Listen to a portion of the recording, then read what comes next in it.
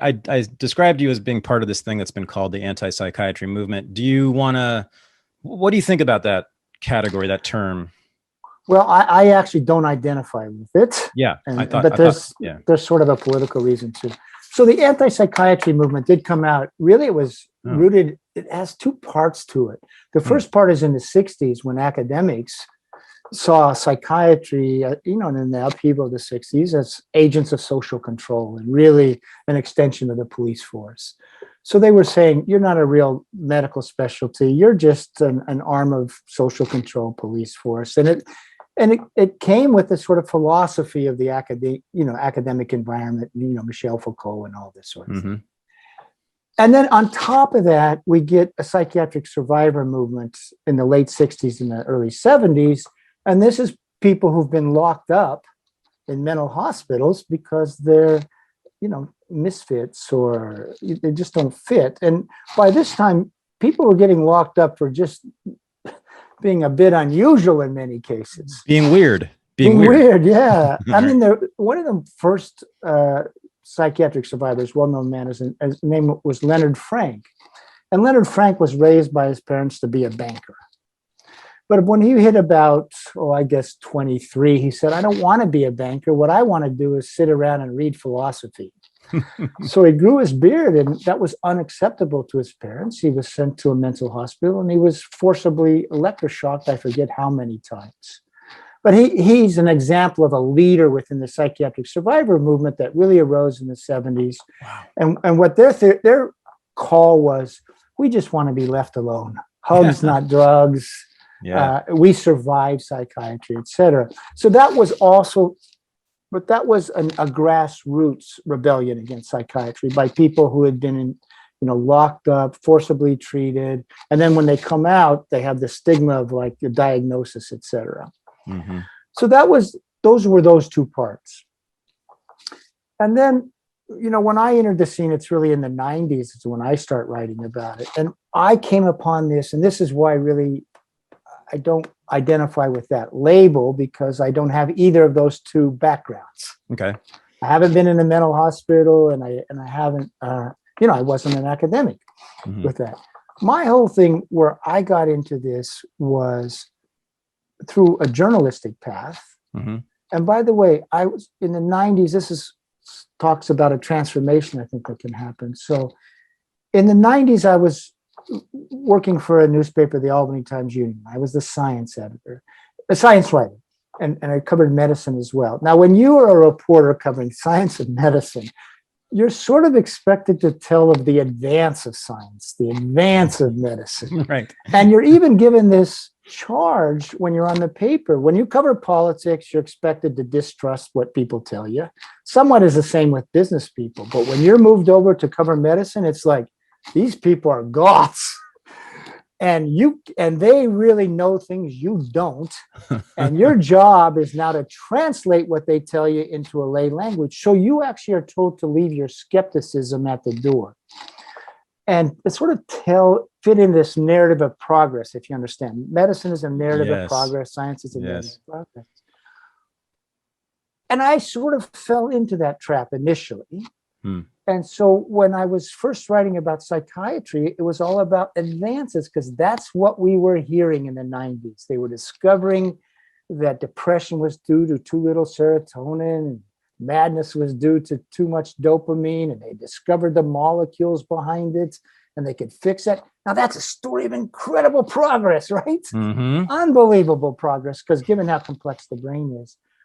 And what happened was, in 1990, I left daily reporting, long story, but in 1998, I did a series for the Boston Globe, co-writing a series on abuses of patients in psychiatric research settings. Now, one of the things one series was about research where they were making people worse on purpose to study psychosis. Obviously terrible. Another part, though, was where they were taking people off psychiatric medication, antipsychotic medications, people diagnosed with schizophrenia, with the idea to see like how quickly they would relapse. Now, in this series, we talked about how awful that was, because the framework was. madness, schizophrenia is caused by too much dopamine. Blocking dopamine brings it back into balance, and it's an essential treatment. Why are you denying people an essential treatment? Okay. So I was absolutely, that series was within a context of progress that we've been told, right? Mm-hmm. And what happened for me was two things. And I was rewarded for that series. It was a finalist for the Pulitzer Prize, blah, blah, blah. Yeah. But by the time it got published, I was beginning to doubt some of what I had written. Oh. In two ways.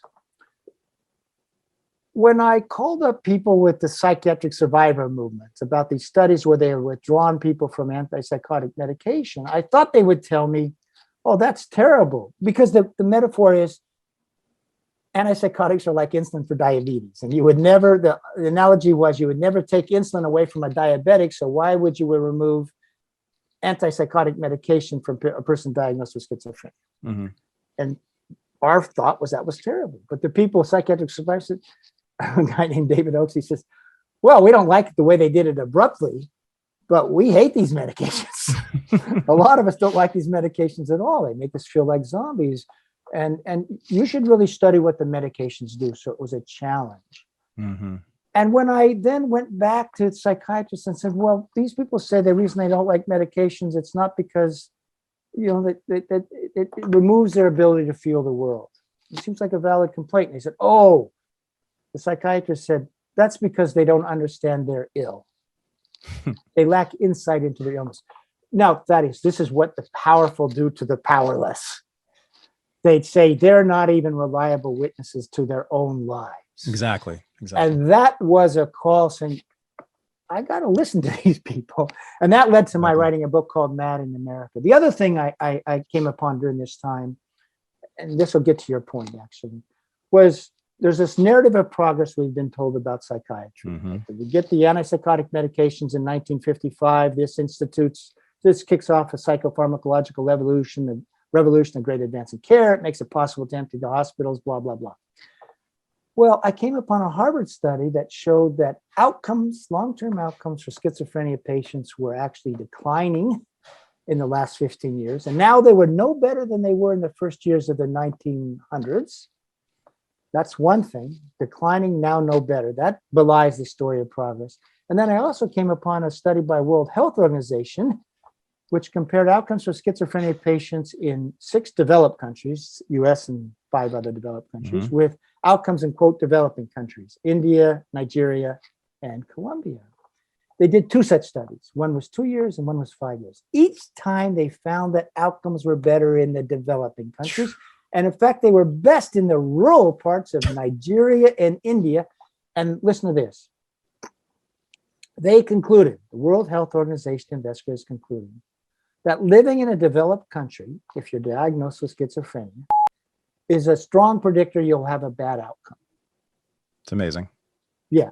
And this was when I said, there's something wrong with this narrative of progress. So that's my entry into this world. Was not a social control thing from academia. It wasn't personal experience. It was a journalist coming to saying, I've been told a story of progress that there's something wrong with that story. And it's a story, of course, told that fits, the commercial interests of pharmaceutical company and serves the power interests of a guild, psychiatry, etc. So my entry was to look at the history of the treatment of the seriously mentally ill in America from colonial times till today. And this became somewhat transformative for me because what I did was constantly look at what did the people who are being treated say about the treatments, Mm-hmm. and what did the people who are giving the treatments say about their treatments. And what you saw was no matter what psychiatry did to people who were hospitalized, they said it was good. Didn't matter. Lobotomy, sterilization, whatever they said was good. Whereas from the bottom up, it was constantly, these things are made to quiet us, to control us, to terrorize us often. So it was such a visible thing about 2 different as people lived who get diagnosed with mental disorders, and the people who do the diagnosing. And you see it's a question of the powerless versus the powerful, the outsiders versus the insiders. And what you felt, or I felt by the time I was done, was the truth, or sort of the more authenticity, the voice that had power with it was with the powerless, was with those who are being treated. So that was my entry into this. And I continued with it because, in journalism, there's an old adage, your job is to comfort the afflicted and afflict the comfortable. Mm-hmm. And I felt that writing about this, Mad in America, was an example of that. And it was very rewarding to do that.